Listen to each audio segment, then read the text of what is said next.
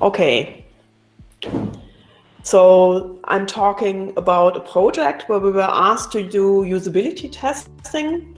And that at that point was very interesting for us because so far I had mostly gone into museums afterwards. So we were contracted in summer 2010, what feels like ages ago. And there was a museum that existed, the Robert Burns Museum, that was completely redeveloped. One of the aims that I had based on my in situ research in museums was that the findings would be really relevant. So one, we know the museum target group of this museum, it's families and older adults. One problem was that we couldn't test things in the real context of use because the museum was completely being rebuilt. And from a research perspective, our question was how much can we actually emulate or predict of the behavior, and in what respects will the user behavior be different once the installations are in the museum. That was a table game, an interactive table, but with buttons for all of these. So the first one is the Tam O'Shanter poem, which is a really famous poem that every kid knows because they learn it in school at age 4 and 5. We said, okay, let's invite young families to recreate the social situation in the museum. And we also told them, if you can, bring a friend of your kid. So here's the study set up in the library, where you see them playing with one of the games.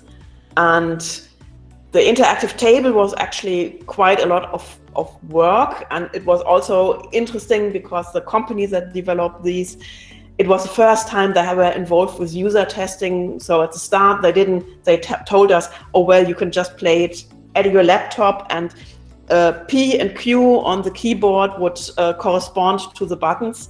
And we said, no, but we want to really get into the gameplay because only then will we see some of the usability issues. Here's some pictures from playing the games. So what did we do? We invited people to play until time ran out. We did help people if they got really stuck. So often in usability testing, the textbooks say you shouldn't interrupt and you shouldn't interfere. But we thought it didn't make sense to have people not get past the opening screen, which sometimes happened.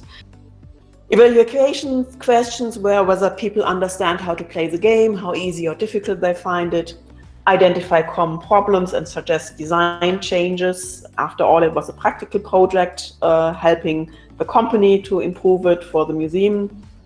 And also one thing that we already knew was that young children, if you ask them, do you like this? They always will try to please you. So it's important to observe actual problems in the interaction. Here we see the interactive table being played.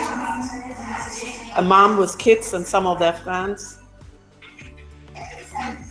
And they get really competitive, even the mom. And again, this also was very typical and also typical of what happened later.